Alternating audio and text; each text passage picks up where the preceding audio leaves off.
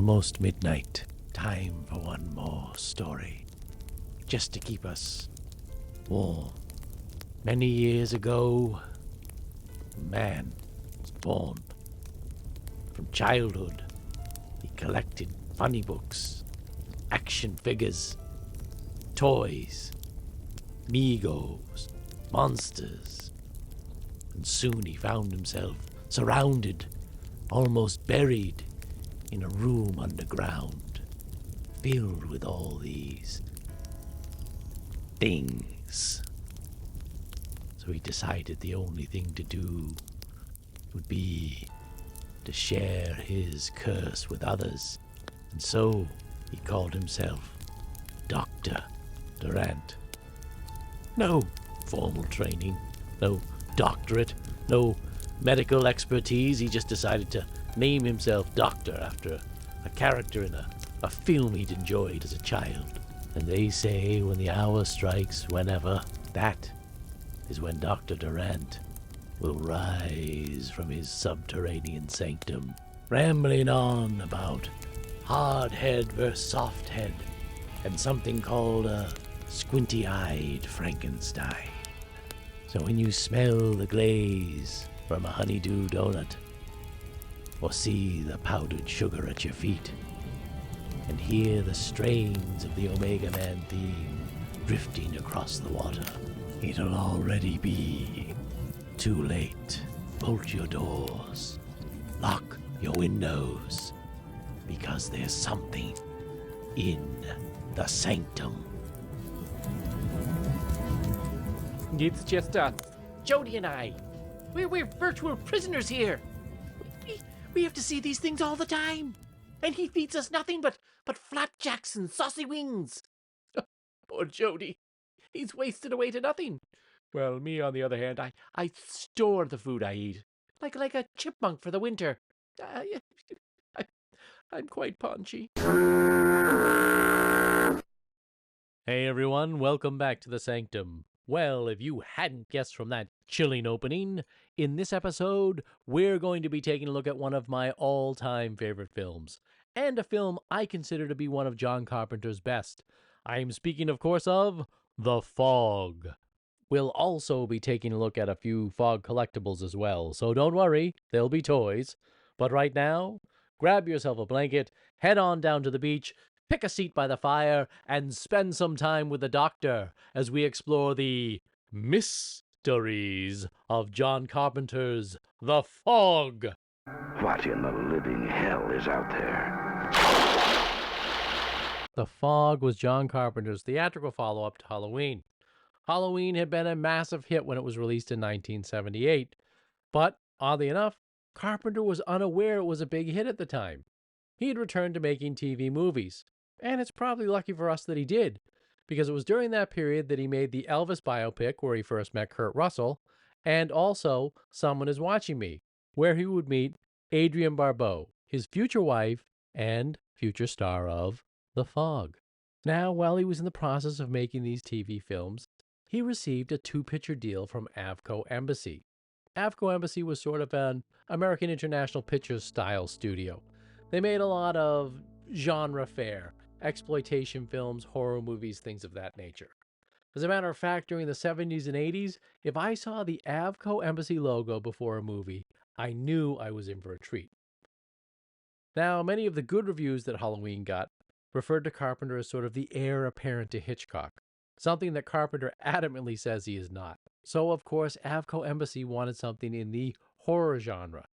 So Carpenter and his partner, Deborah Hill, got to work on a new story. Carpenter says that his initial inspiration for this story came when he and Deborah Hill were taking a vacation in England promoting Assault on Precinct 13.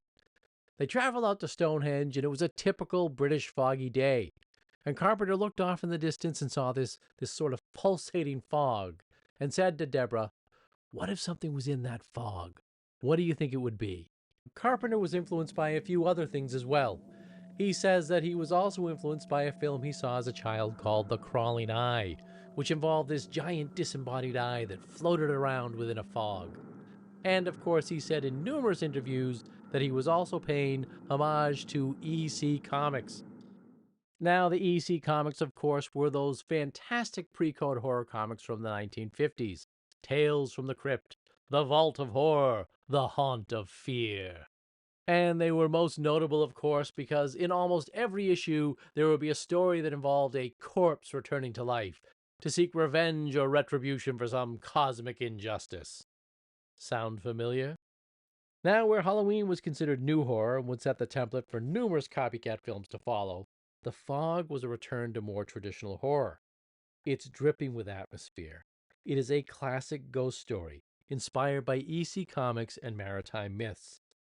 But in the end, it's a story about stories and tales well told. I did not see The Fog upon its initial release, but I do remember seeing the trailers on TV, and those scared the crap out of me. I would not see The Fog until a few years later on VHS. Every New Year's Eve, a good friend and I would rent a big stack of movies from the video store and watch them all night long. And one year, one of the movies that was in that stack was The Fog. And coincidentally enough, we happened to watch it between the hours of midnight and 1, the hour that belongs to the dead. And while I enjoyed it at the time, it didn't really blow me away.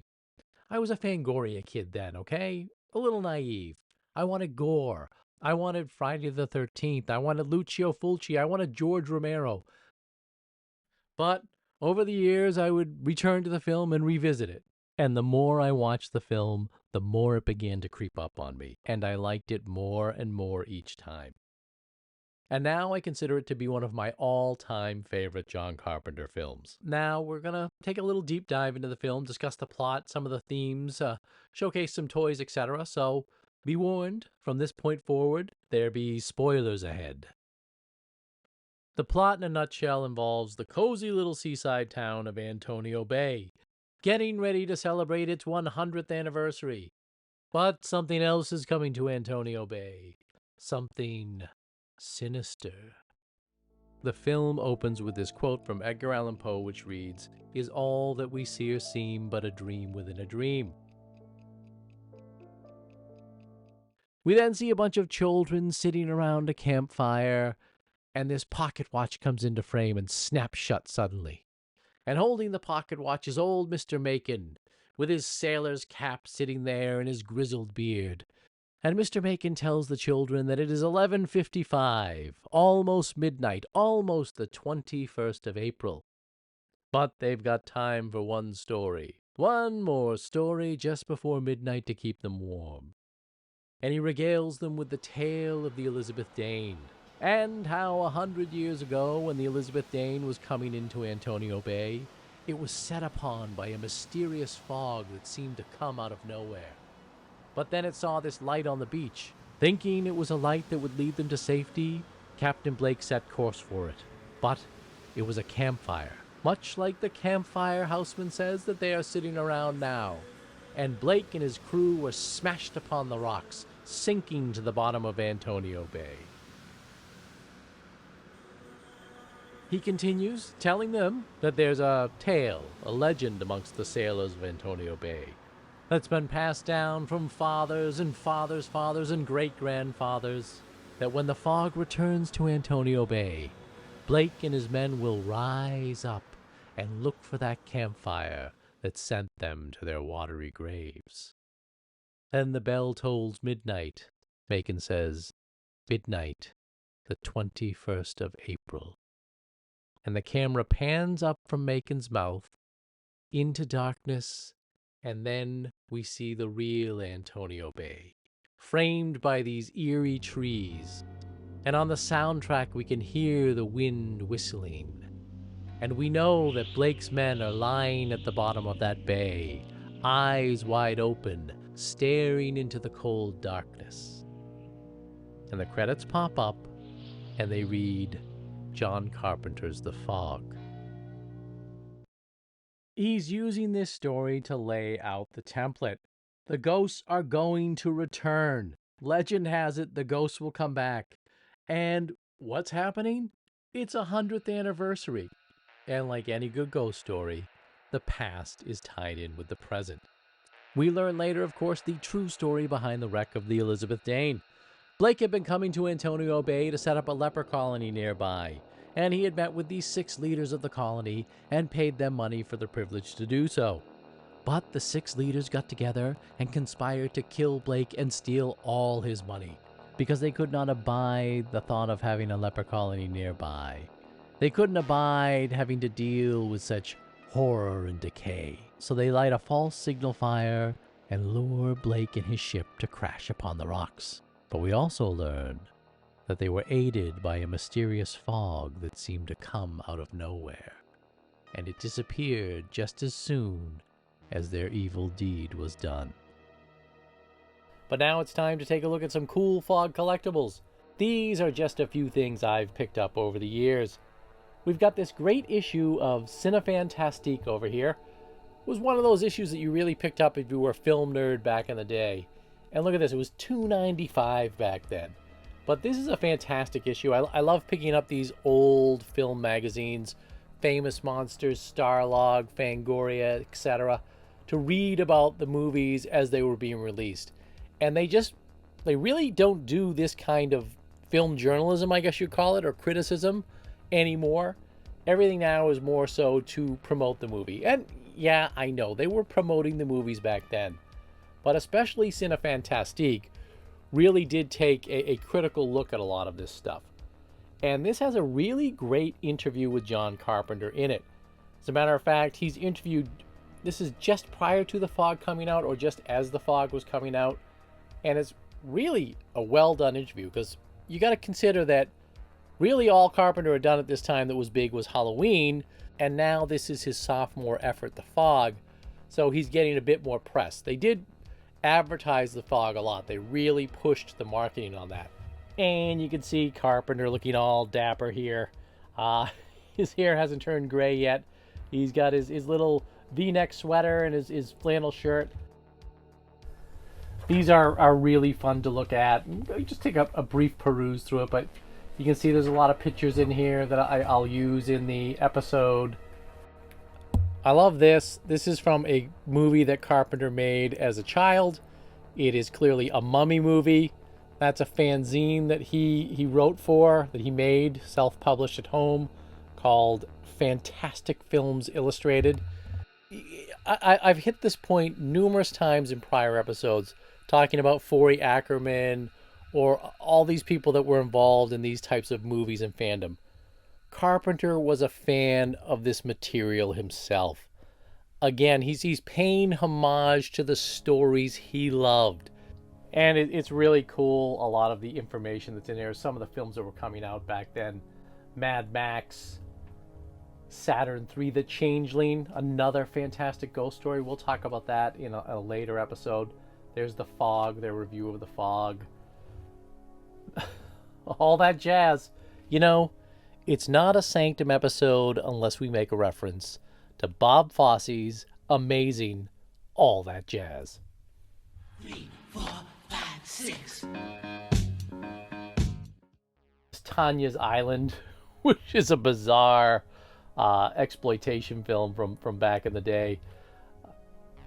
Maniac, Funhouse, so many great movies that came out. Scanners.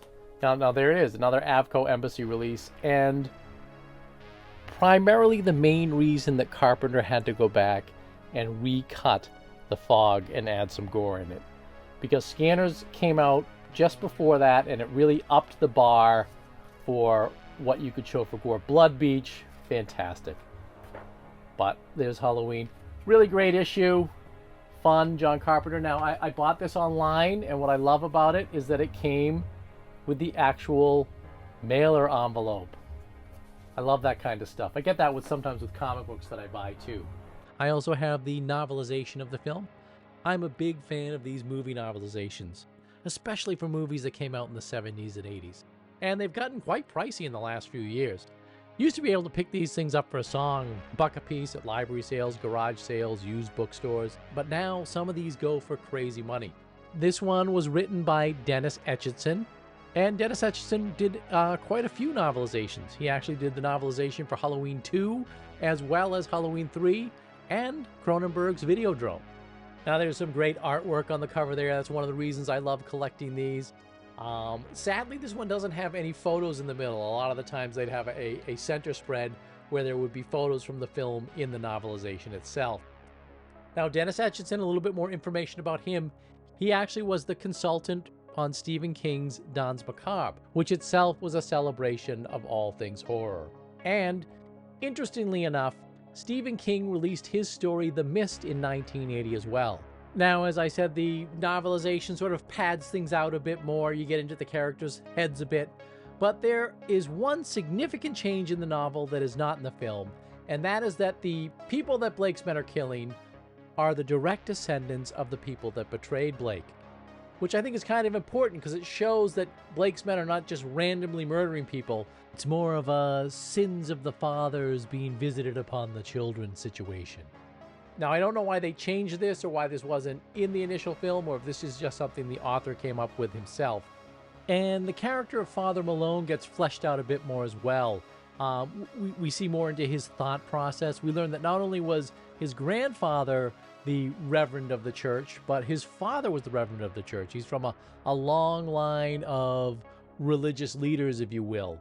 And he feels the weight of his ancestors upon his shoulders, and he feels that he can never live up to their expectations of him, and that he, in a way, has failed the town as its moral center. And this, of course, has driven him to drink. Now, the other main point of research for this episode is that beautiful 4K edition sitting behind the novelization there of the film itself, issued by Scream Factory. And that there is good old Captain Blake retrieving his gold. I don't know why they didn't put it in gold. They put it in silver, but it's cool. And when you open it up, it did come with a 7-inch record of the Fog theme. And what's really cool on this one is it's pressed in this dark night foggy vinyl, if you will.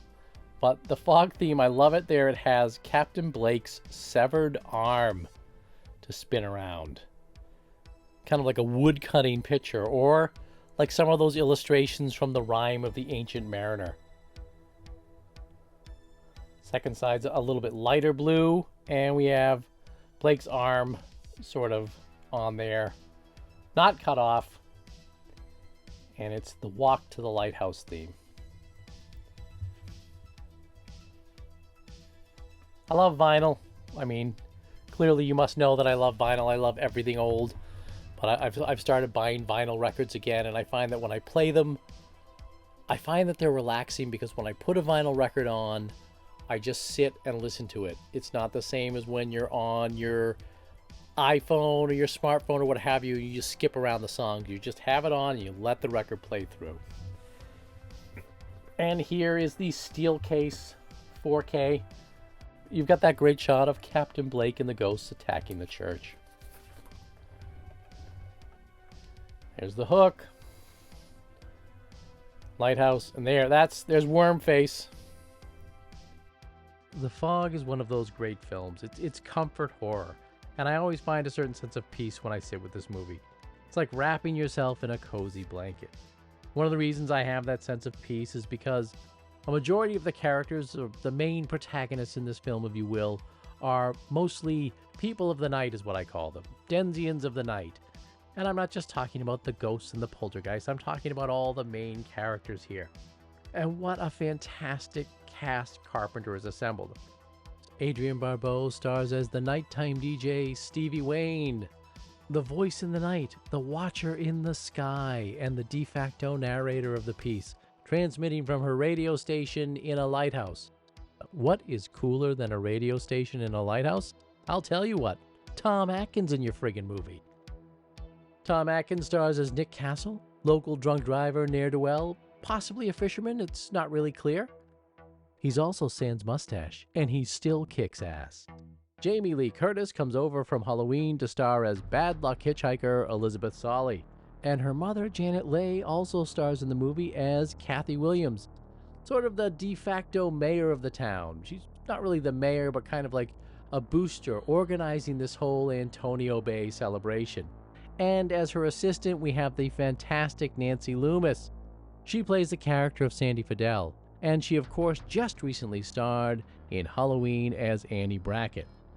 Also in the movie is Carpenter regular Charles Cyphers as Dan O'Bannon, the flirty weatherman. He had already starred in plenty of Carpenter films, including Halloween and Assault on Precinct 13. Darwin Jostin has a bit role as the town doctor, Dr. Phibes. Now, if that name sounds familiar, it's because it's a nod to one of the roles that our dear friend Vincent Price played in two classic 70s horror films. Dr. Phibes. Dr. Anton Phibes. It's one of my greatest roles. I want to tell you a little anecdote about making the Dr. Phibes films. I starred with the great Joseph Cotten, of course. Peter Cushing was supposed to play that role originally, but his wife was ill, so they obtained Cotten. Now, if you recall in the film, I don't really speak because my visage is mostly this skeletal face. So on the set, I didn't have to say my lines because they were dubbed in later. And Joseph Cotten, poor Joseph, he hated saying these lines over and over again. He'd mess up and forget a line, and then he'd say, "Why do I have to remember these damned lines, and Price over there doesn't even have to say them?" And I responded, "Yes, but I still know them, Joe." John Goff stars as Al Williams, the ill-fated captain of the Seagrass. And I mention him because he also starred in another favorite seaside horror film of mine, The Witch Who Came In From the Sea. Now, interesting fact about that film, Dean Cundy was the cinematographer on it. George Buck Flowers is starring in his first Carpenter film and will go on to star in many more Carpenter films. He plays Tommy Wallace, one of the men on the Seagrass. And of course, we mentioned John Houseman up front. He stars as the old sea salt Mr. Macon. And rounding out the cast in an amazing role is Hal Holbrook as Father Malone, up there alone and drunk in his empty church on the hill. Now, if some of those characters' names sounded familiar, that's because they are. Carpenter was one of the first meta directors, if you will.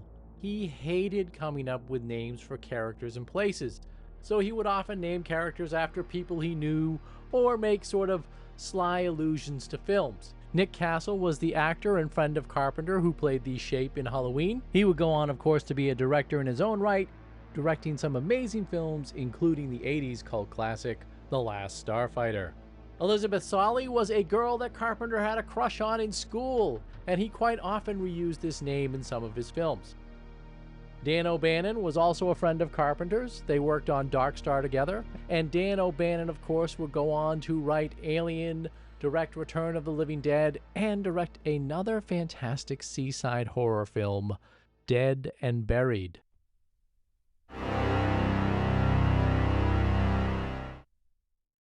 Well, you can't have a ghost story without a ghost, and here is the head ghost himself, Captain Blake, the captain of the ill-fated Elizabeth Dane, in all his leprosy goodness. In all his leprosy goodness? Is that the way, would you say leprotic goodness? In all his suffering from leprosy goodness. Now, full disclosure here, I have been working on this Fog episode for 2, nay, dare I say 3 years. Working it and reworking it and not being happy with it, and you know, and you guys are probably going to look at this and be like, this took 3 years to put together, but I don't know, it just took me a while to get to say the things I wanted to say about the film. And when I had shot some footage, I had the packaging at that time, and I showed the packaging and I filmed the packaging, and I've lost that footage. I do have some of the other footage with some of the packaging showing, so I will show that. But right now, here we have the NECA version of Captain Blake. Came out around 2018. I bought it back at the time. And sadly, I got sort of a defective one here. My Captain Blake has 2 left arms, or two left hands, which I guess makes him kind of creepy, but it makes it harder for him to hold his saber. Now, of course, NECA has done a fantastic job, as they usually do, with the sculpt. You don't really see Captain Blake in full makeup in the film. He's just sort of a ghostly Visage. And this is kind of interesting. It's what the makeup, I guess, would have looked like now. The actor that plays Robert Blake. Jesus Christ. Another killer. The actor that plays Captain Blake is well-known special effects artist Rob Bottin. If you're a Fangoria fan, like I was, you know who Rob Bottin is.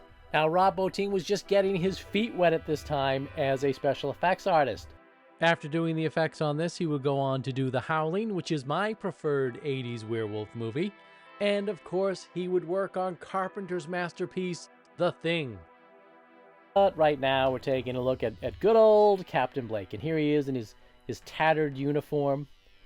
I love that he's got his sash going across here, his belt buckle. Really great attention to detail. The way they've got the belt buckle painted like it's been rusting underwater. His rotted hands, and I love this, you know, that he has the leprosy, so he's got the bandages wrapped around his arms from leprosy. You can see that his face here is rotting through his face. Now his mouth doesn't open up, but he does have some articulation on the head here. Does some interesting things. And I love the way he looks. And you can see his eyes deep in his eye sockets here. Now, there is a switch on the back to turn the eyes on and off. Sadly, the battery has died.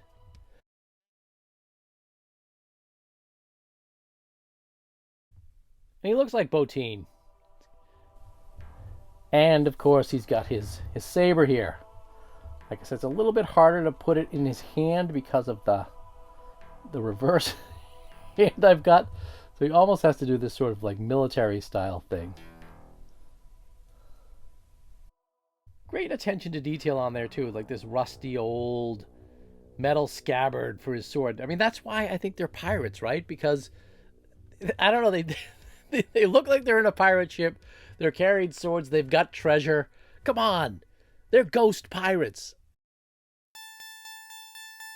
Now, they never made any crew members. I always thought they should have made more of the ghostly pirates. They could have made, say, Wormface or any of the guys. Just give them some sort of pirate crew. But Dr. Durant, in his wisdom, has fashioned his own Elizabeth Dane pirate crew. And I have done that with vintage toys, my friends. And here we have further ghostly members of the Elizabeth Dane.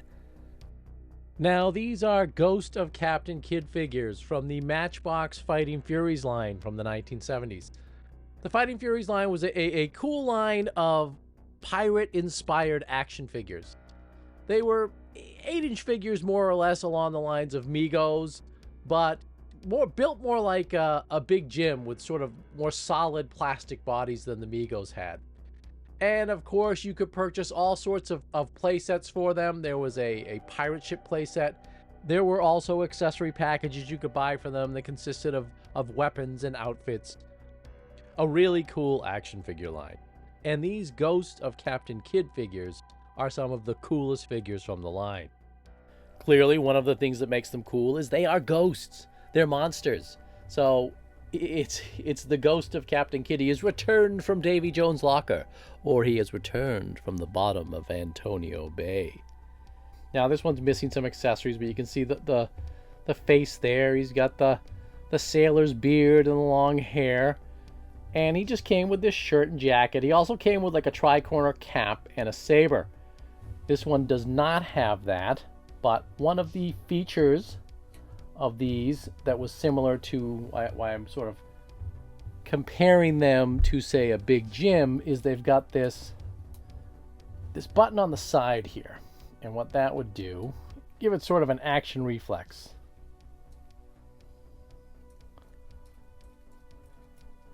Yeah, like so he's swinging his arm.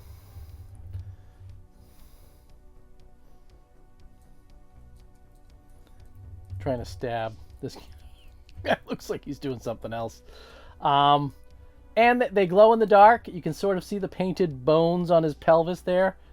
I'll try and see if I can get it to glow, but when he glows, he creates a skeleton-like, ghostly, glow-in-the-dark visage. Thank you! Now this guy here, he's a little bit worse for wear. His face is a little bit dirty here. And he did come with his saber. See if we can get him to swing his saber. There we go. Oh, yeah. Ah! Kill the men of the seagrass. Ah, where's me gold? War! You sent us to a watery grave. I don't know. Do they talk like that? I've got leprosy. You know me, and you know that I love retro-style custom figures. And this is the Ghost of Captain Kidd, as made by a company called Tiny Plastic Men. They have been doing some really fantastic custom figures. Got a few of them. They're very interesting. Mego style, Mego size. And the reason this one's kind of cool is because on the back, you've got a lot of the information for, just as you would have gotten back in the day, this sort of comic book about the Ghost of Captain Kidd. I'm sorry, did I say Captain? I clearly meant Cap'n. Cap'n Kidd. All the good captains are known as Cap'n. Cap'n Kidd, Cap'n Crunch. Now, there's an accessory set they should have made for the Fighting Furies, a Cap'n Crunch outfit. Now, interesting fact, Cap'n Crunch did pass away in a leper colony. He accidentally ate a box of Oops All Leprosy. And we've got this facsimile here on the card art that is the legend of the Ghost of Cap'n Kidd. This is what would be on the back of the card art of the Matchbox Fighting Furies, or it was the advertisement for the Fighting Furies back in the day. The Ghost of Cap'n Kidd. Returning to Port Royal, the mutinous crew plot the death of Cap'n Kidd. Later, the ship strikes a reef and sinks. Divers haul Cap'n Kidd's coffin ashore to claim a reward. All day his bones lay exposed beneath the blazing sun. At midnight, the ghost rises to claim a terrible revenge with deadly swordplay. The new Matchbox Fighting Fury. Look for his treasure chest box with peephole. He glows in the dark. Real action press button sword fighting arm. Fighting Furies from Matchbox. Excuse me, but what type of hole did you say that treasure chest had? And you can see some of these other ones that not Matchbox did, but Tiny Plastic Men did. And it was Clash of the Titans, which they sell out immediately. I was lucky to have gotten this one. Nothing says 70s more than a toy that glows in the dark, right? Now, he's definitely a skeleton. Got his hair hanging off there. Really cool kind of sculpt. Love that. His clothes, his saber is glow in the dark. He's just barefoot, just like the other Captain Kidds were. He's got his tri-corner cap here. I mean, you know, another film that would pair really well with The Fog is, of course, the Pirates of the Caribbean movies, which I actually really enjoyed. They did add a lot of cool supernatural stuff in there. Sure, they're a bit overblown. There's tons of CGI, but you know, again, it's a real 70s thing, skeleton pirates, whether it have been in comic books, the model kits, what have you. That was a big thing being a 70s monster kid, is seeing ghost pirates and skeletal pirates, which is why I kind of like the idea of the Fog ghosts being ghost pirates. If you listen to any conversations about the Fog, or people describe the Fog movie, they always say, these ghost pirates come back, but it's never mentioned that they're pirates. Only that they have leprosy.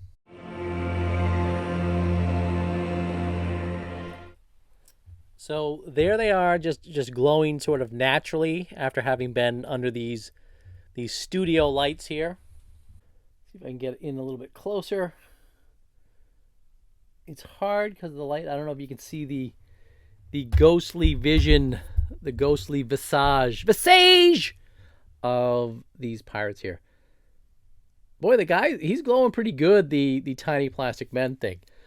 What I always find amazing is how well the stuff from the 70s still glows in the dark. And I noticed that most stuff that was made that was glow in the dark in the 70s still glows better and stronger than the stuff that they make that's glow in the dark now.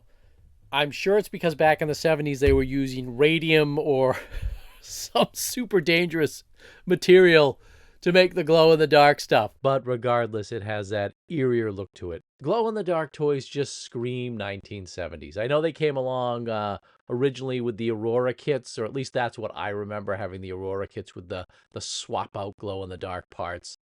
But then you had so many cool glow-in-the-dark toys. And of course, they often appealed to monster kids. Most of the monster toys had glow-in-the-dark type features. Now there are some bad cats right there, man. That's cool. Even, Jesus. Is Blake's eyes turning red? This is super creepy. Who is that? Something that looks like an albatross around the neck. No, more like a millstone. A plumbing stone, by God. Wow. Damn them all.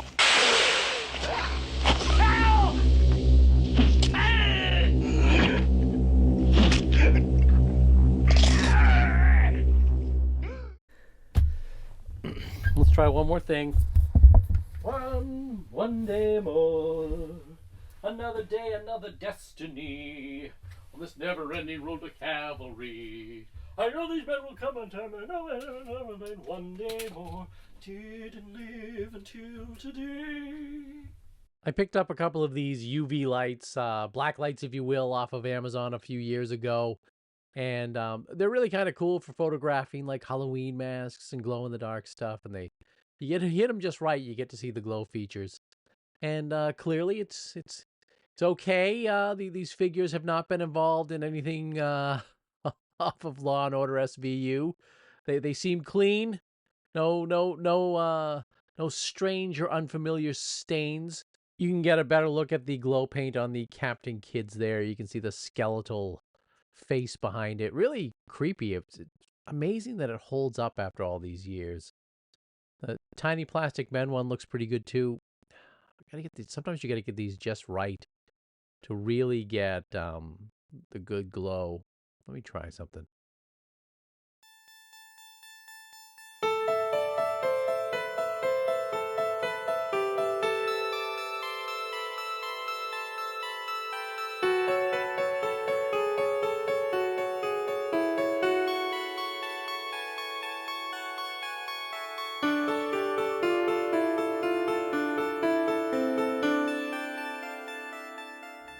This is one of Carpenter's most beautiful films to look at. He shot it in Panavision just like he did Halloween, which gives the film a much larger scope despite its limited budget. And he's working once again with Dean Cundey. Dean Cundey, of course, helped Carpenter out on Halloween. And I love all these amazing, fantastic establishing shots of the town and these beautiful on-location shots of what is supposed to be Antonio Bay. A lot of this film was shot in Northern California. Not too far from Bodega Bay. Carpenter loved shooting around that area because he was a big fan of Hitchcock's The Birds. Now, Carpenter, of course, is known for making films where a small band of people gather together to fight evil in a remote location. And what I always thought was really cool is the way that Carpenter uses these amazing Panavision shots to actually show us how isolated the town is.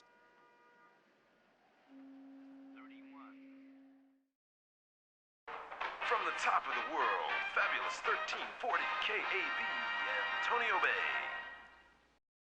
So we've taken a look at some of the ghostly characters from The Fog, and now it's time to take a look at one of the human ones. And she is one of the coolest characters in The Fog. I'm speaking, of course, of Stevie Wayne, as played by the amazing Adrienne Barbeau. As we said earlier, Carpenter had met Barbeau while making the film Someone's Watching Me. He was clearly smitten with her, it was love, and they were married soon after. and he wrote this role with her in mind. Now, this figure was also made by NECA. It's a Scream Factory exclusive, and it was released along with the 4K edition of The Fog. Take a quick look at the box here, and it's got that classic line from Stevie Wayne that she delivers in those beautiful dulcet tones, that fantastic radio voice that says, "Please, let me do the honors. To the ships at sea who can hear my voice, look across the water, into the darkness, look for the Foge." It's the fog, Vincent. I prefer the French pronunciation. Now, as usual, I'm having a hard time filming this without getting the glare and the reflection of what's going on. Kind of cool, the reflection of her in there, though. We'll take a look at her once we get her out of the box here. You can see that it's a Scream Factory Studio Canal exclusive. Studio Canal did the print for the 4K. Again, cannot recommend it enough. This was sculpted by Trevor Grove, and he did a fantastic sculpt job on it. And on the back, of course, we've got the a little synopsis of the film itself. In the 19th century, the wealthy Blake set sail for Antonio Bay with a crew of fellow lepers, seeking only a place where they could live in peace. But the locals who once welcomed them grew greedy, and under cover of a blinding fog, lured the arriving ship onto deadly rocks, and used Blake's gold to build their own town. Exactly 100 years later, the residents of Antonio Bay have forgotten all about the town's murderous past. But Blake and his crew haven't. And this time, when the fog rolls in, they will finally have their revenge. What in the name of Percy Rodriguez was that? Sounded more like Percy Dove Tonsils. That's right, I made an Ernie Kovacs reference. Stick that to your viewers. Some cool photography there of her. Fantastic. Promotional shots. Now here she is out of the packaging. Really beautiful sculpt. Got the classic feathered hair look. It does kind of capture the likeness of Barbeau. Now, this was her first major motion picture. She had done a lot of TV work as well as stage work. I think her debut was in Fiddler on the Roof as one of Tevye's daughters. And her first big movie was The Fog.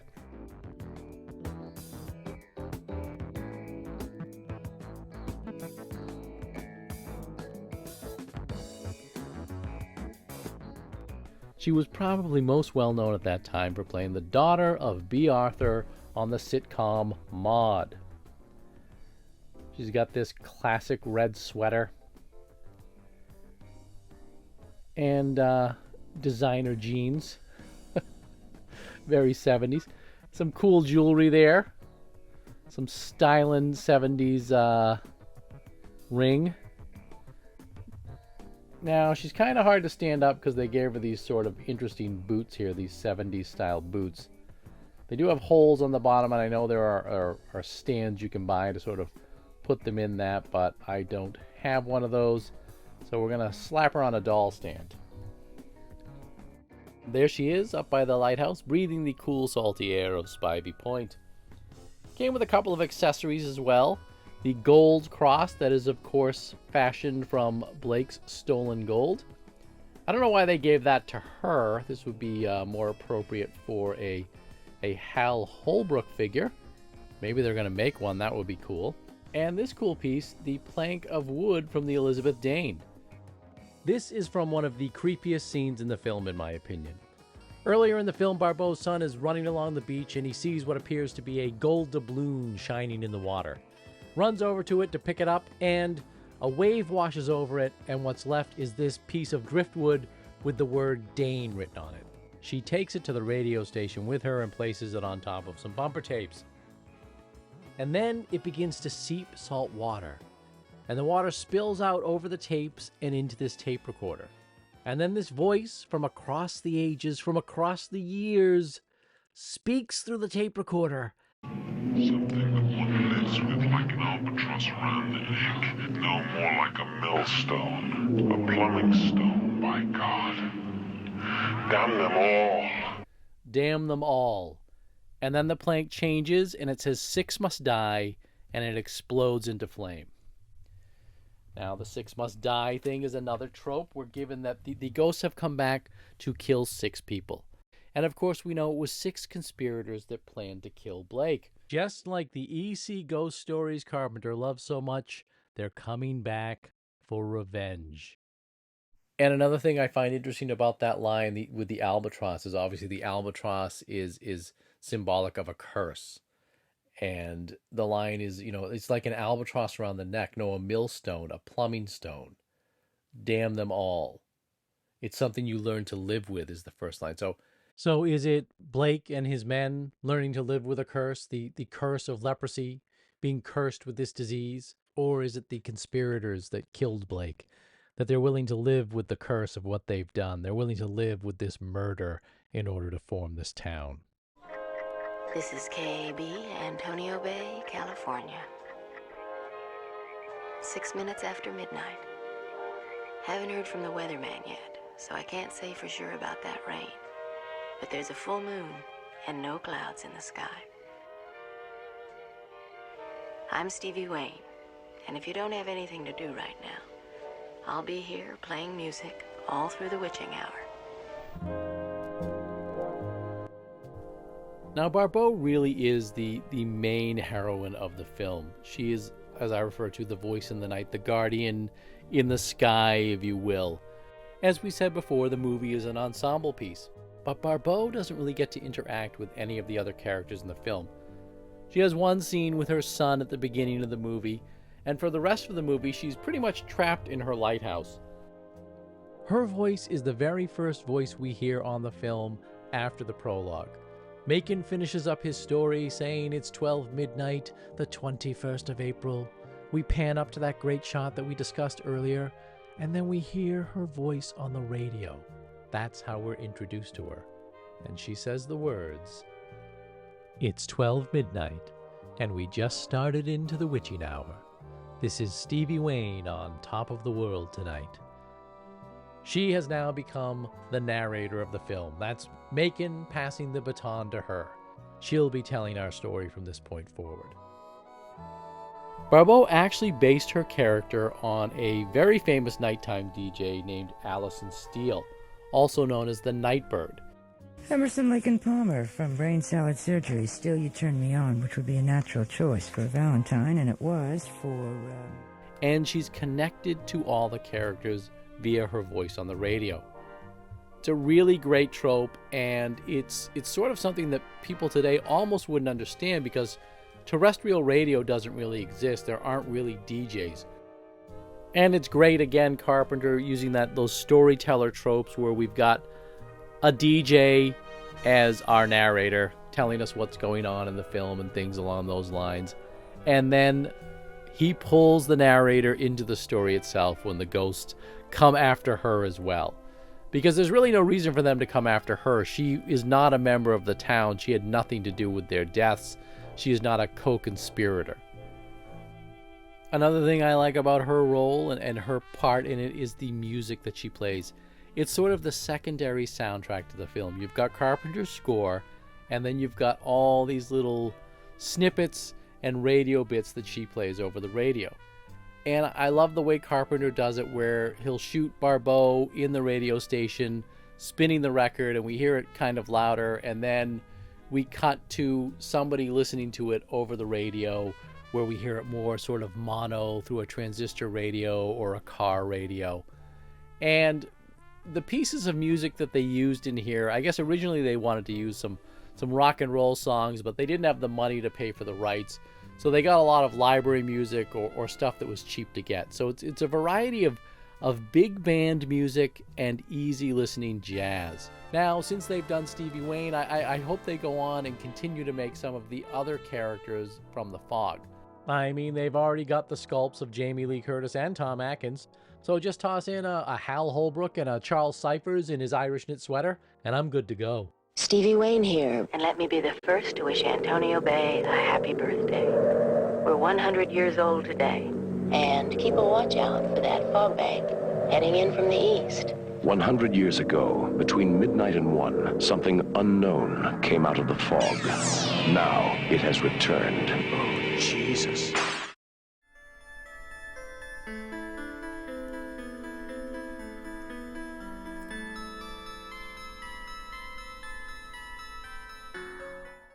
Carpenter is known for scoring most of his films. And of course, his most famous score is probably the Halloween theme. But this is a very underrated score. And I love this score. I collect soundtracks. I have since I was a kid. A weird kid. I used to listen to movie soundtracks rather than listening to rock and roll. The main theme has this sort of metronome tick to it, like the ticking of a watch or a clock. But at the same time, it sounds to me like possibly like a ship coming along. Like it's just like the passage of time. Some eerie undertones that come along when the fog shows up, and there's some very Baroque elements in the score as well, like just old-fashioned scary organ music, like brr, brr, you know. And just as Carpenter experiments with different styles of storytelling in this film, he also experiments with different styles of music on the score. Like I said, you've got a lot of those Baroque elements, bringing it to almost a silent movie style score. He's bringing in that traditional horror organ. There's also a lot of this sort of underlaying ambient sound throughout the score that I hear. Almost like a foghorn itself, or perhaps that's the sound of the fog or the sea, what have you. That gives it almost, it reminds me a bit of the score to the Texas Chainsaw Massacre. And then, of course, some of the other elements I feel are very Giallo-esque, like he's almost doing Giallo. So, really great score, fantastically put together, very underrated. I don't think this is the score that many Carpenter fans go to listen to, but I will quite often put this on as background music when I'm rummaging around in the Sanctum or working on something. And of course, it's been playing nonstop while I've been editing this episode. I already talked a bit about one soundtrack in the film, which is the WKAB radio tracks that they play, which in and of itself is an amazing soundtrack. And some company needs to get together and compile that track list and put it out as a soundtrack album. I don't know why it hasn't already been released. I mean, you have Mondo and Waxwork Records doing all these sort of library tracks from Creepshow and Dawn of the Dead. Surely somebody can get the rights to these ones for the fog.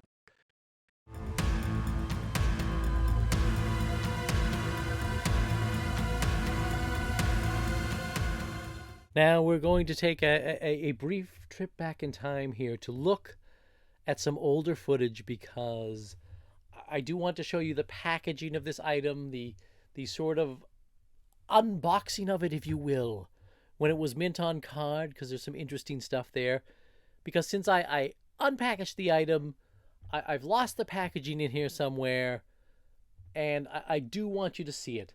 So, much like the plank that says Dane on it that Adrienne Barbeau brings up into the lighthouse, that spits out salt water onto her bumper tapes, consider this footage a voice reaching out to you, reaching through the past, a voice coming through the years to speak to you.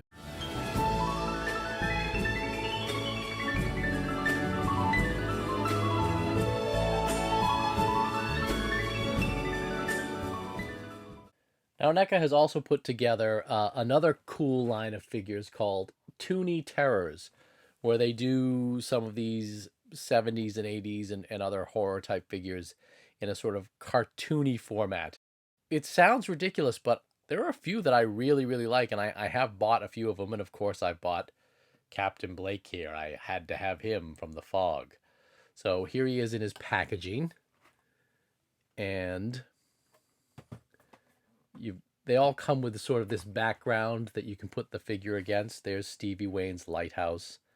That's really, really awesome. So what I'm going to do is we are going to take Mr. Blake out of his package.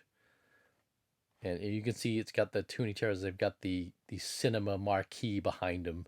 And you've got the fog.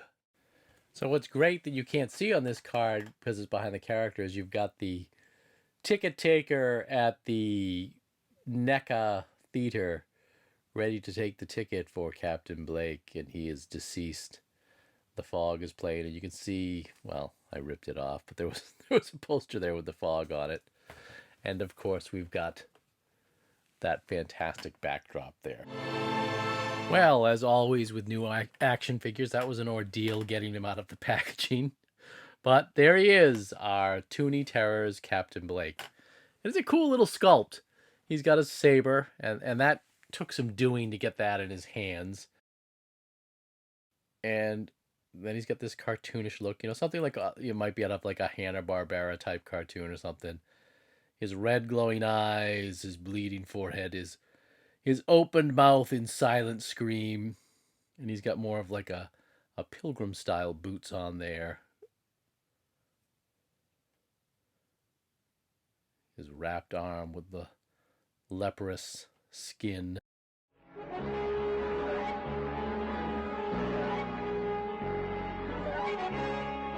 I hope you enjoyed that younger version of me when I was young and full of hope and joy, and I thought I'd have 1,000 subscribers by now, but I've got 755 loyal subscribers. I love you all of you. Fantastic group, actually. You guys love talking with you in the comments. I do not mock my subscribers one bit. I mock myself. But here he is, the mini-me Captain Blake, the Toonie Terrors. These Toonie Terrors, and they have since come out with numerous other Toonie Terrors since then. But this is a fantastic figure, of course. Kind of Scooby-Doo-like. Again, he's got the arm wrappings. He's got this purplish color, tattered rags. The cartoony version of Rob Bottin. And, of course, we've got this fantastic saber. I really love the Toonie Terrors. And again, like, he's got these boots like he's a pirate, man. Come on. I don't know, maybe they're swashbuckler boots. Seems like piratey to me. His eyes do not glow.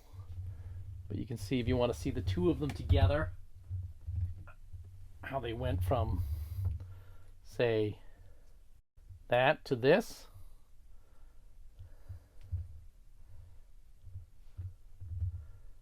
Cartoon. Creepy. Cartoon. Creepy. And I don't even think that my filming here is capturing it as well as it looks in real life. The ship went down April 21st, 1880.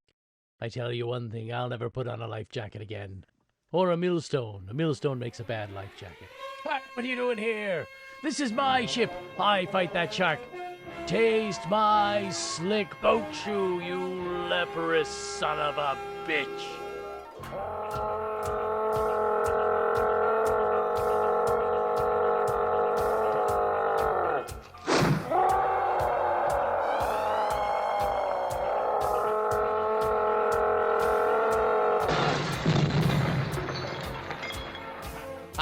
Chiefy.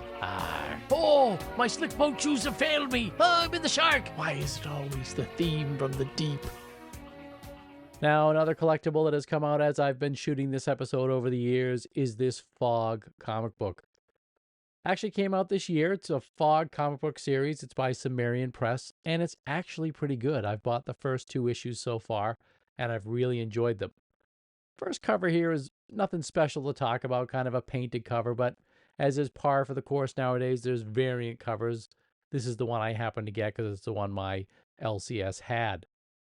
Story involves basically the daughter of Tom Atkins' character, Nick Castle, and Jamie Lee Curtis, Elizabeth Solly. She is now a paranormal investigator and has her own sort of true crime / paranormal podcast. and she goes with her ghost hunter friends to Antonio Bay, where Andy is still living.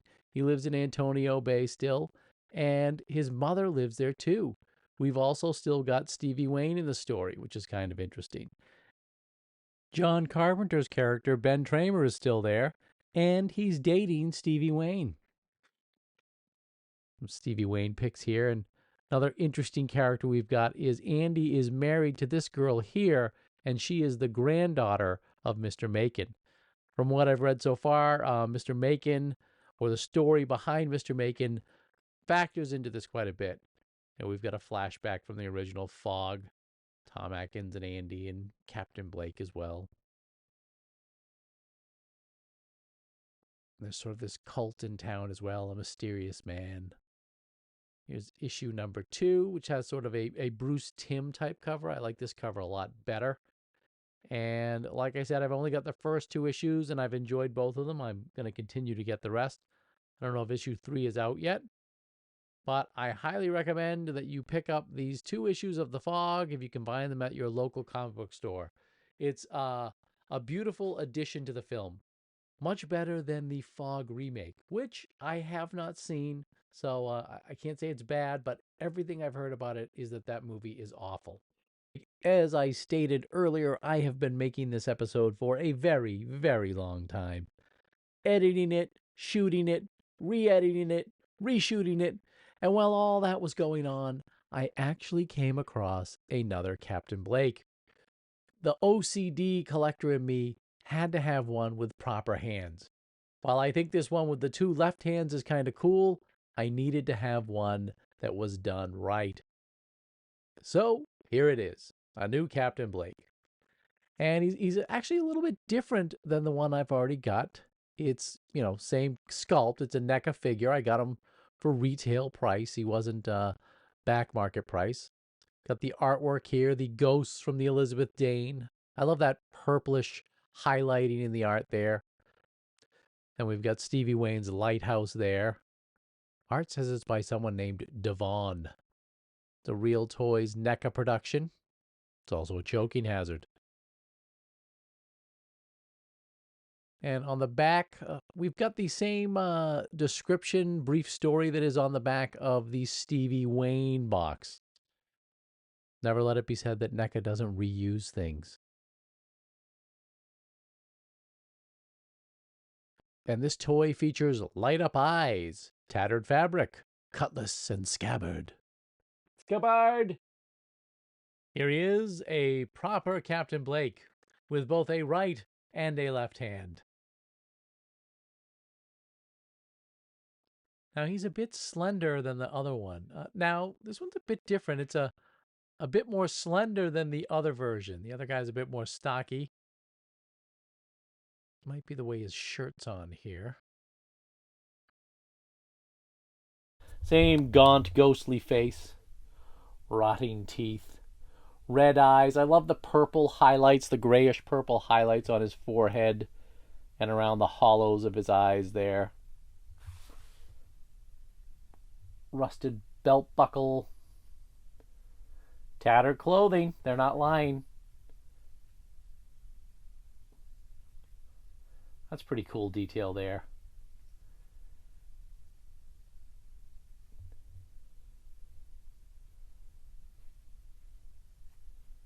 And that.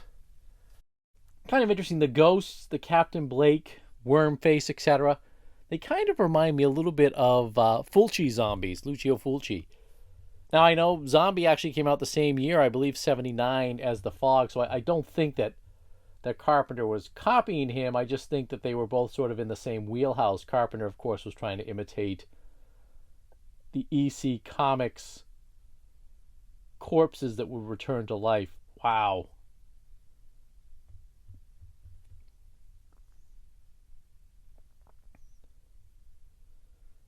That's really cool.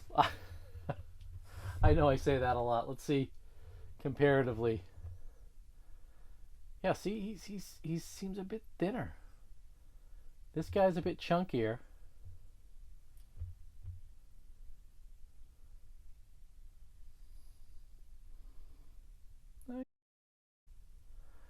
Dueling Blake's. Like an albatross around your neck, or a millstone, by God. 6 must die, damn them all to hell. Father Malone Cobrits. Am I... is that dueling banjos? I think it's Yankee Doodle. Now, I lucked out on getting the 2 correct hands, but the damn light switch doesn't work, so his eyes don't light up. Why, Captain Blake? Why? Why won't it work, Blake? Why won't you work for me? Why, Blake? Well, you can just sit here in the dark and think about what you've done.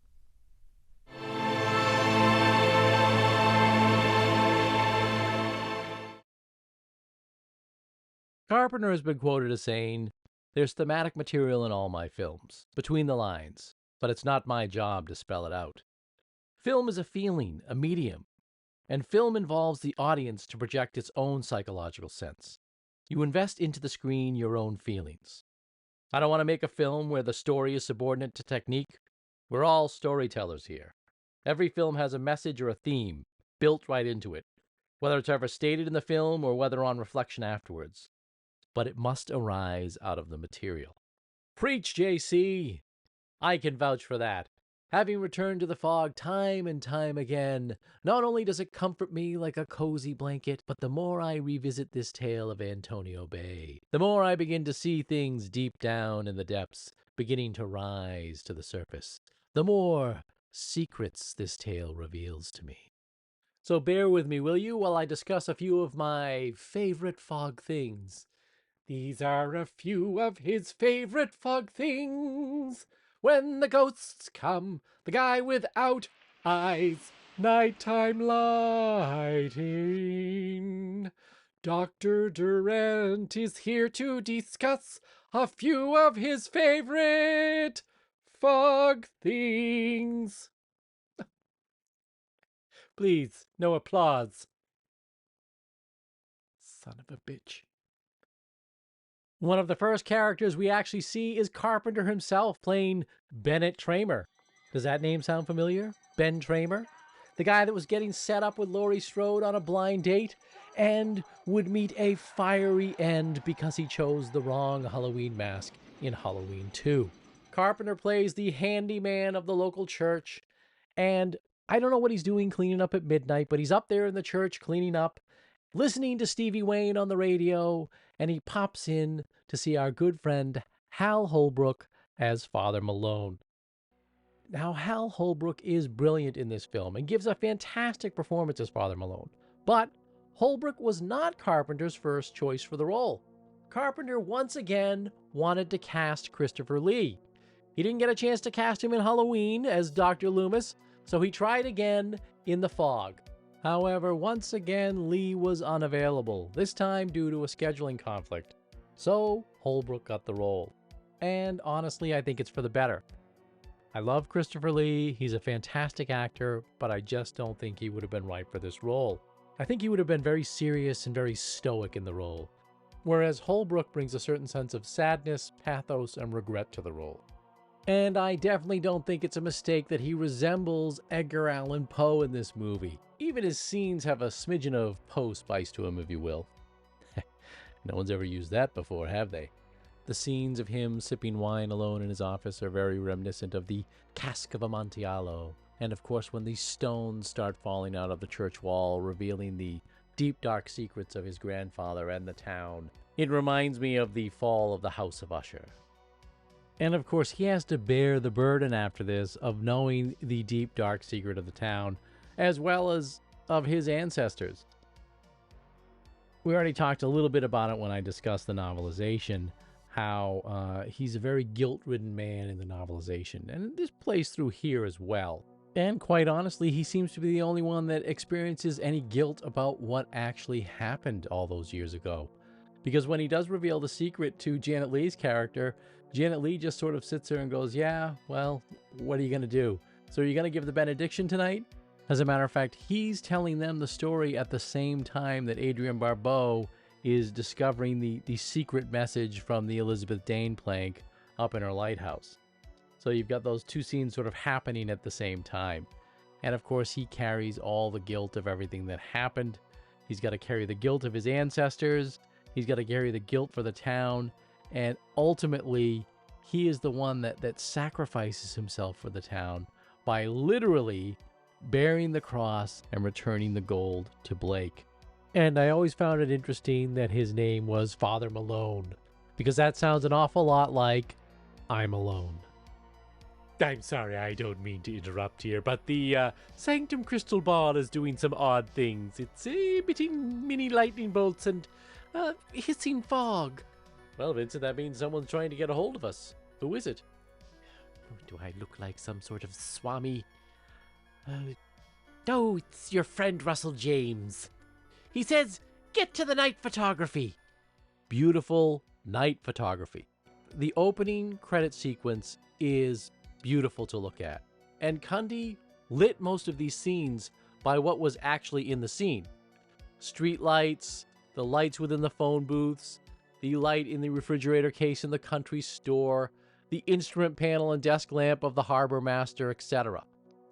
And I really, really love this opening scene. It's just so cozy to go through here. While we're on the subject of lighting, I also want to point out some other lighting techniques that Carpenter and Cundy experiment with. Oftentimes throughout the film, the fog is backlit by this bluish or ghoulish greenish light, and there are a lot of scenes in the film where characters are lit by a red or green gel, giving that film a very comic book-like appeal, which clearly Carpenter is doing to pay homage to these EC-style comics. Now, I find that interesting because in a few years, George Romero will use the same technique to the nth degree in his homage to EC Comics' Creepshow, which also happens to star Fog alum Tom Atkins, Adrienne Barbeau, and Hal Holbrook.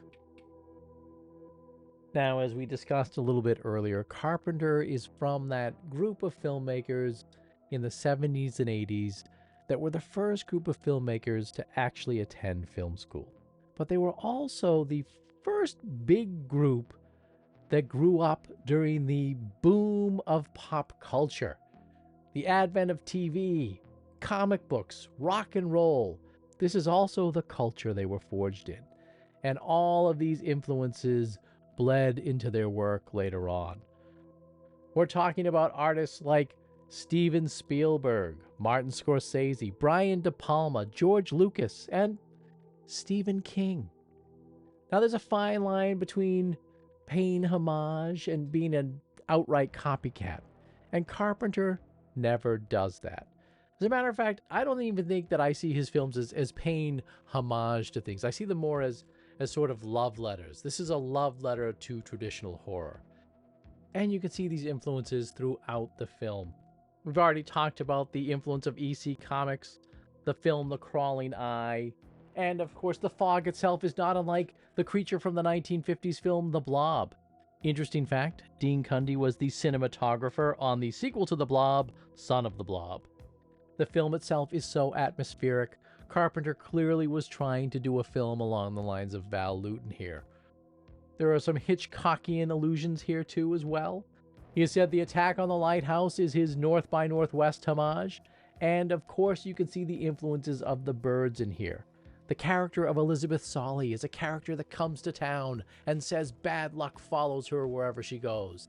Not unlike the character of Tippi Hedren in Hitchcock's The Birds.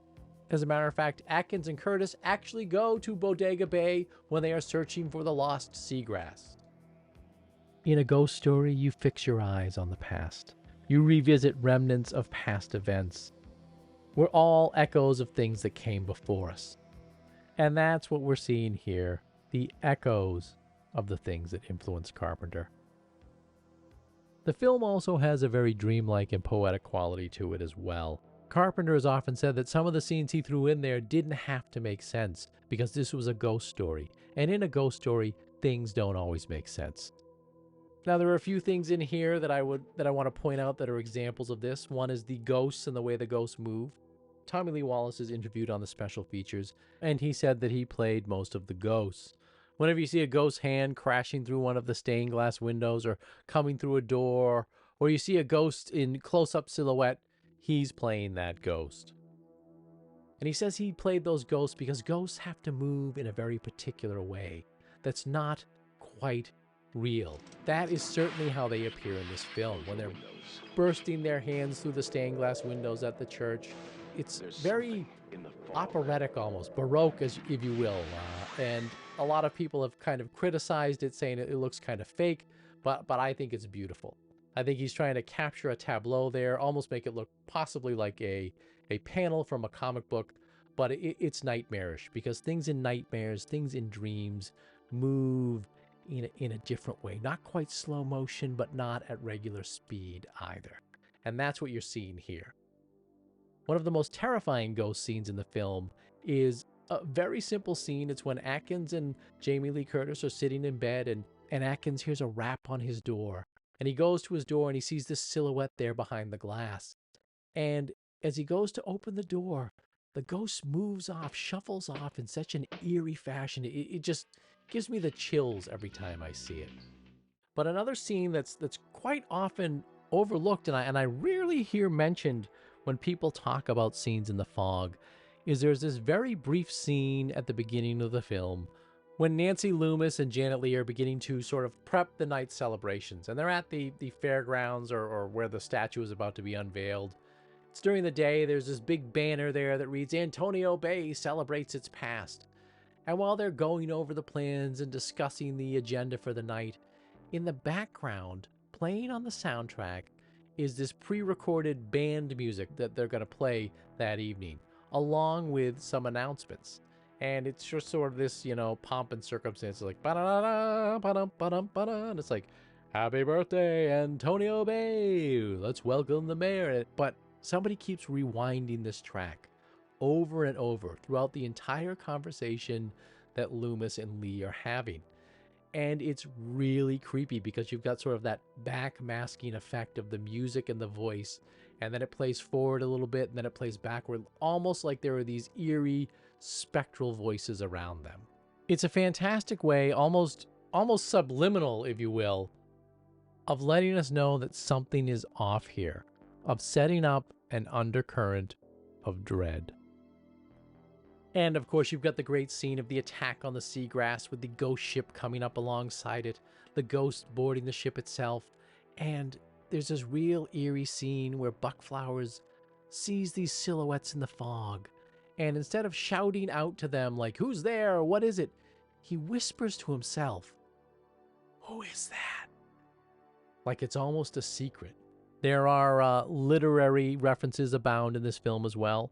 There's the influence of Edgar Allan Poe, as we've already mentioned, along with H.P. Lovecraft. I think the fog itself, the character of the fog, if you will, is a very Lovecraftian entity.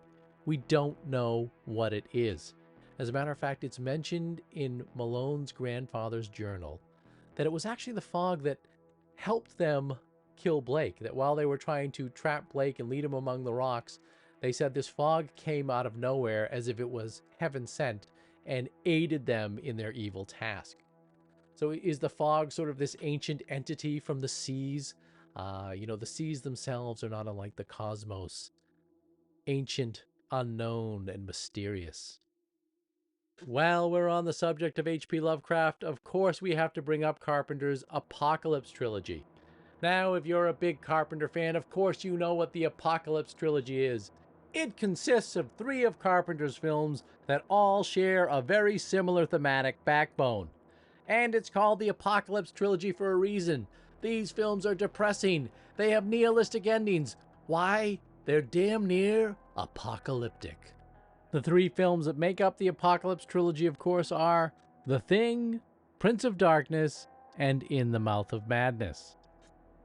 Now, while these films deal with end-of-the-world scenarios, the other thematic elements that bind them together are the characters dealing with the end of faith.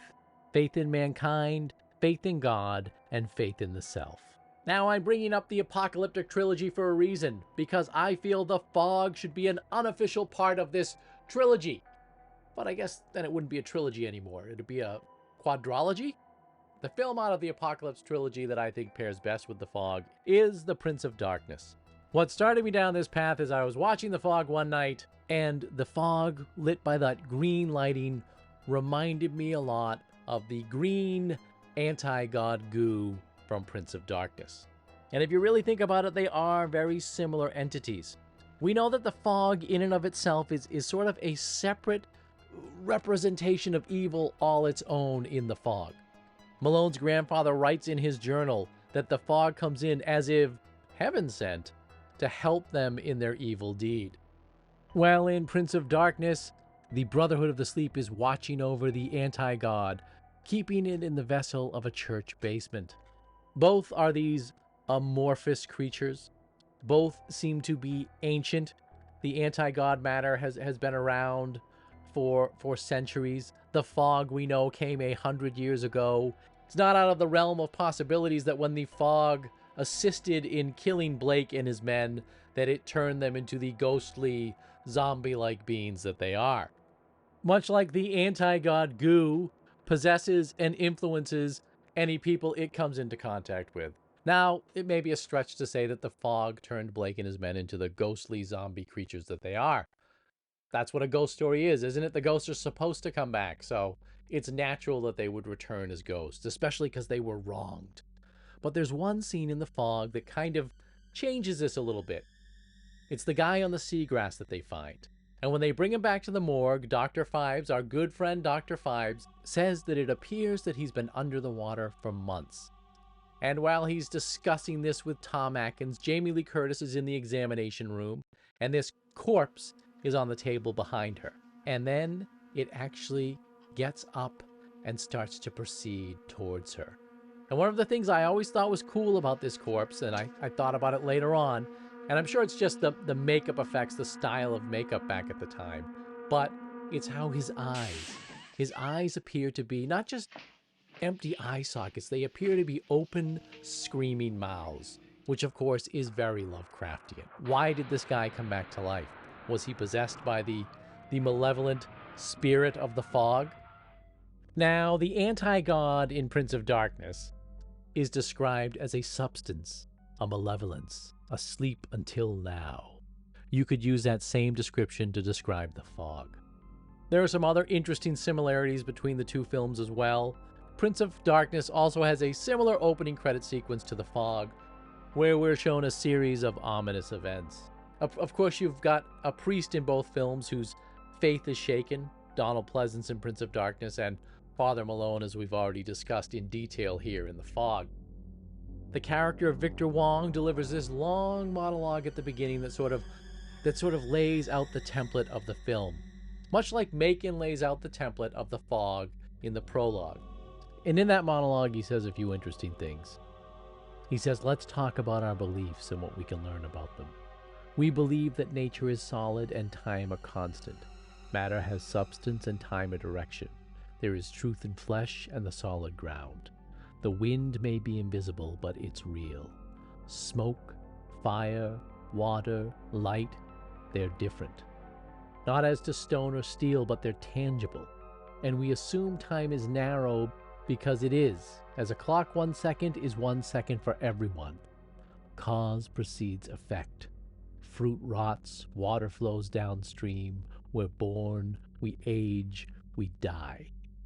The reverse never happens. None of this is true. Say goodbye to classical reality because our logic collapses on the subatomic level into ghosts and shadows. He also says in the same monologue that the scientists of the 1930s, proving to their horror the theorem that not everything can be proved, we've sought to impose order on the universe. But we've discovered something very surprising. While order does exist in the universe, it's not at all what we had in mind. I love the way he turns a lecture on quantum physics into a ghost story. And of course, just like The Fog, you've got this theme of secrets being kept. The anti-god has been kept a secret and hidden from the church by the Brotherhood of the Sleep. And we learn about this by the reading of their journals. much like Father Malone learned about the fog and what happened to Blake and the secrets of Antonio Bay by reading his grandfather's journals. And of course, I have to point out the dreams.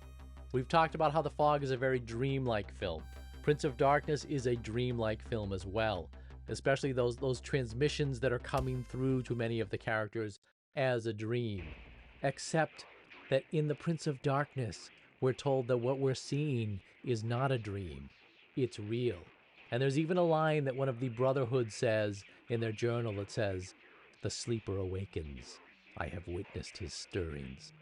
So whereas Stevie Wayne says, "I don't know if what we experienced was a nightmare or not," here in Prince of Darkness, we're told that it is not a nightmare. It's real.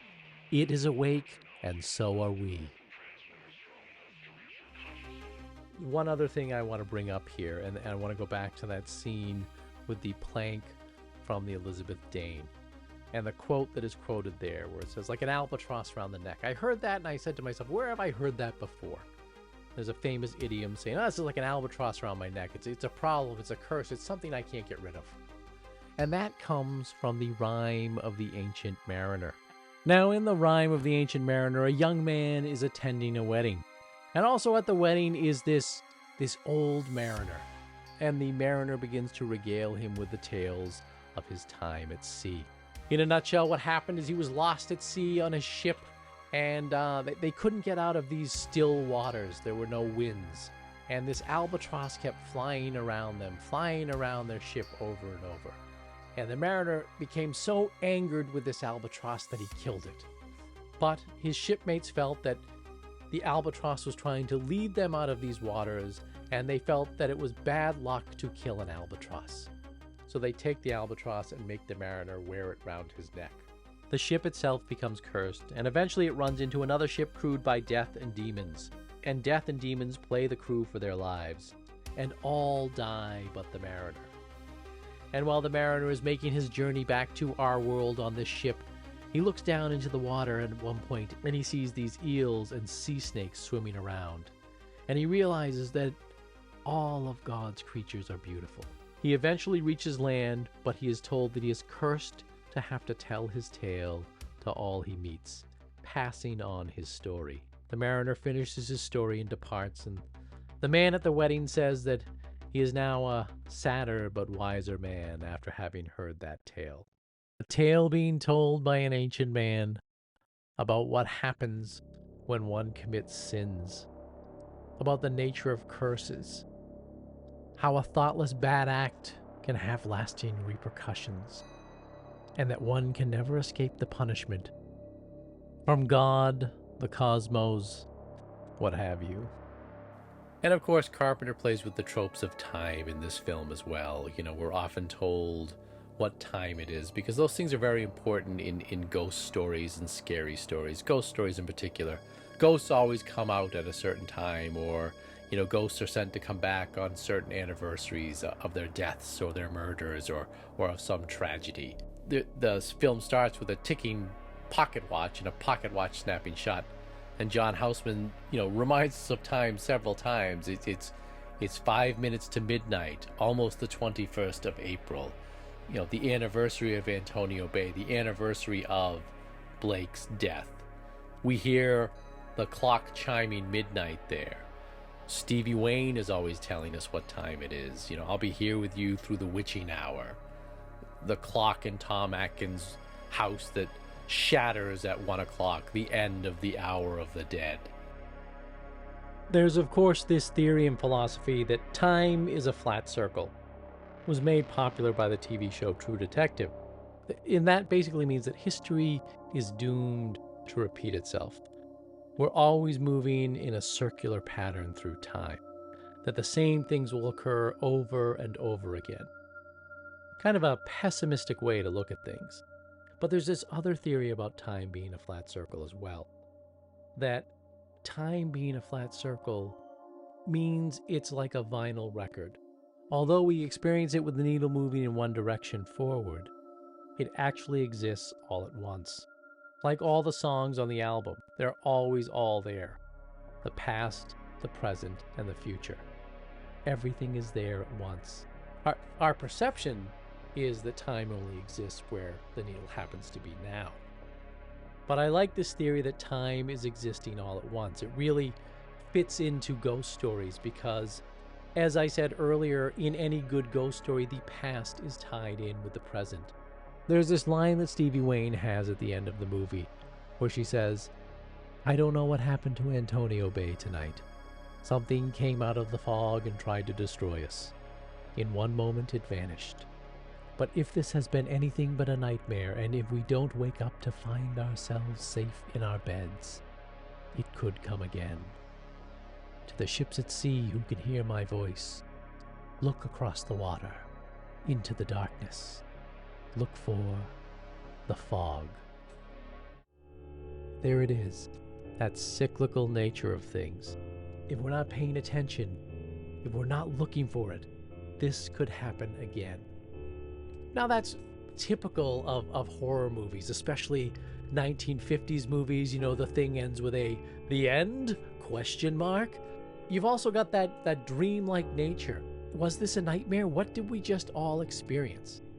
Of course, at the same time, while she's saying this, we've got all our main characters wandering out of the church and looking as the fog recedes. Much like the young man in the rhyme of the Ancient Mariner, they are now sadder but wiser. I consider The Fog to be one of the last great 70s horror films.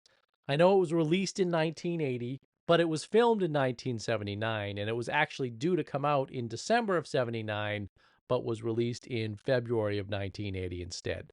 So you can consider it perhaps the first great horror film of the 80s or the last great horror film of the 70s. Now, it did great. It made big business. They put a lot of money into pushing this. It was Carpenter's follow-up to Halloween, so it got a big marketing push. But over the years, it kind of became forgotten. It wasn't really one of the films that people talk about in Carpenter's oeuvre. And I really think that this is one of his best films, as I said up front. It's become one of my favorite films. And if you haven't seen it, I know I've spoiled a shit ton of it, but go on and watch it again. And if you're going to watch it between the hours of midnight and 1. Now, back in 2018, just a year or so before everything started to fall apart, I had one of my greatest years, if you will. That November around my birthday, both Russell James, who's a very good friend of mine and a big fan of The Fog as well, he and I went to see John Carpenter in concert. So I got to meet the man himself. I got to see him in person, and I got to listen to him play all of his wonderful music from his films, including the theme from The Fog.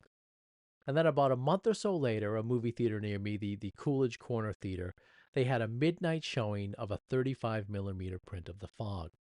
It was a midnight show, and Adrienne Barbeau was there. So I sat and watched The Fog with Adrienne Barbeau in the audience between the hours of midnight and 1. And now it's time to leave the town of Antonio Bay. I appreciate you sticking with me this long. If you have, I know this was a very long episode, and clearly that's why it took me so long to get it out. I really have been working on this episode for about 3 years now. It's morphed into so many different things, and I kind of hope you enjoyed this. I know it's a bit different, and I love doing these deep dives into movies. I love to talk about this stuff. There's so much more about The Fog that I wanted to talk about, but it would have been a mini-series if I did. I've already made this episode long enough as it is, but maybe we'll do a part 2 to this if you're interested. We'll discuss some more of my favorite themes within The Fog, things I enjoy about The Fog. I might even do a live one night in the Sanctum where you can all come in and we can all talk about The Fog ourselves and chat about it. Now, when I was watching the DVD doing research for this, there was a quote from Janet Leigh, and she was talking about The Fog in retrospect. And she said, sometimes we hear a story and we like it and we forget it.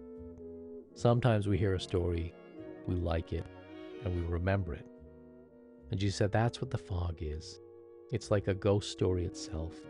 It touches something within us, and we remember it. It endures. I appreciate you taking this time to sit around the campfire with me. I have many more tales of The Fog to tell, but those are for another time. So until we venture again down into the sanctum, may all your tales be well told. Walk in beauty, my friends. As I sit and talk to you, I see your face go white. The shadow hanging over me is no trick of the light. The specter on my back will set me free. That day will come to claim a death from me. Did you keep a watch for the dead man's doing? Did you see the wolf with a comb in her hand? Wailing away on the wall and strands. You danced the turkey song of the damned. Did you keep a watch for the dead man's doing? See the wolf with a comb in her hand? Wailing away on the wall and strands. You danced the turkey song of the damned. Did you keep a watch for the dead man's doing? See the wolf with a comb in her hand? Wailing away on the wall and strands. You danced the turkey song of the damned.